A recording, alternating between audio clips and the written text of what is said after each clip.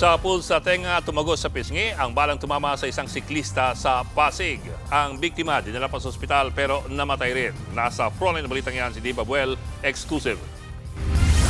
Bumibili sa tindahan sa Pasig ang siklistang yan nang makuha na nito ng CCTV nitong Lunes ng umaga. Maya-maya, kitang bigla siyang tumumba. Sa puntong yan, binaril na pala siya sa ulo. Dugo ang humandusay sa kalsada ang biktima. Tinamaan siya ng bala sa tenga at tumagos ito sa kanyang pisngi. Naisugod pa sa ospital ang 58 years old na lalaki pero namatay rin kalaunan. Base sa investigasyon ng pulisya, ang lalaking sakay ng puting motor na nakunan sa CCTV ang bumaril sa biktima. At habang nakatalikod tong ating biktima ay bigla na lang binaril sa ulo nitong suspect at pagkatapos po nun ay mabilis siyang tumakas papunta po ng Taytay Rizal. Inaalam pa ng pulisya ang motibo sa krimen, pero tukoy na raw ang pagkakakilanlan ng suspect.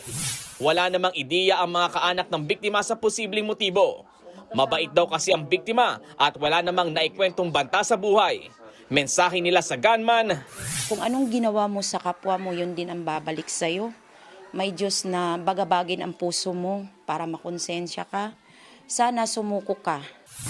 patuloy ang paghahanap ng mga otoridad sa suspect na mahaharap sa reklamang murder.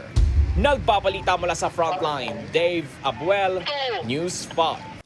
Mga kapatid, Ed Lingaw po, maging maalam at may pakialam sa mga napapanahong balita sa ating bansa.